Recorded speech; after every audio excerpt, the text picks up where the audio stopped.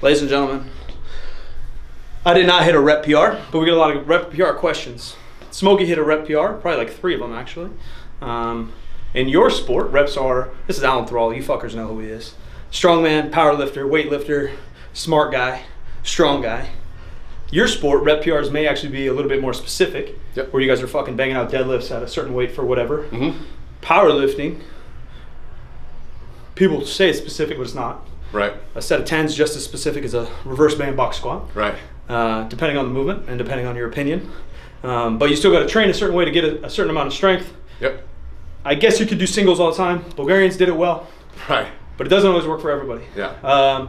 When's a time that maybe you go for a rep PR, whether it's close to a strongman competition or programming, or how do you plan them? Do you go by feel? Yeah, it'll get more specific the closer the meet comes or the closer the competition comes. And it might be a max event coming up with the competition, or it could be a repetition event. Yeah, which is like 500-pound deadlift as many as you can or something. Right. Or 3 attempts, just like powerlifting. 3 attempts, work up to a max. That's a little more common in the higher levels, but not an amateur competition. But that'll be off like a block or a truck or something. It's usually rarely from the floor if it's a deadlift or something like that.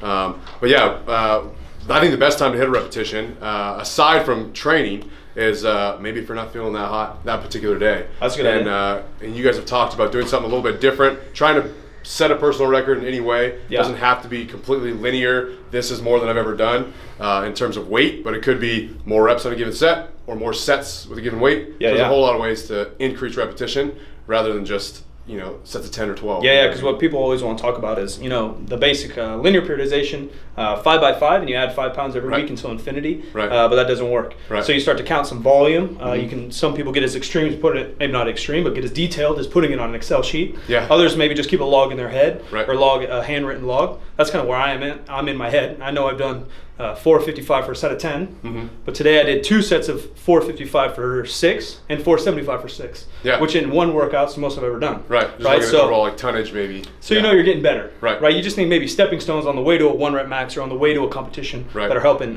Personally, I don't really program them in either. Same thing with Smokey. He's doing lots of 8s and 10s because he's probably 5 months out from his next competition. We're just building blocks.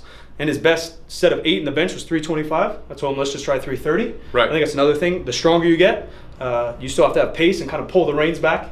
And then exactly what you said. If you're supposed to do 3 sets of 3 at 90%, but you feel like shit. Maybe it's time to take 80% for an all-out ride. And it's a good way to kind of recalculate as well. Smokey ramp it up for the Reebok record breakers. Not handling sets of 8 or sets of 10, being very specific, with maybe triples, doubles, singles.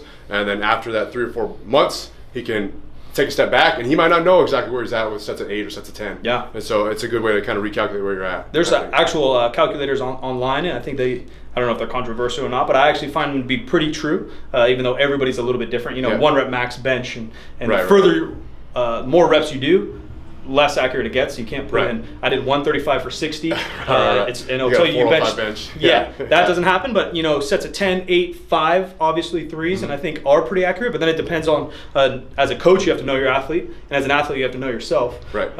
Ladies often are better at reps. So if they do 3 sets of 1 at 135, it might put you at 165, but they might only have 145 in them. Where a guy that does 135 for 3 reps might have 185 in them. Potentially.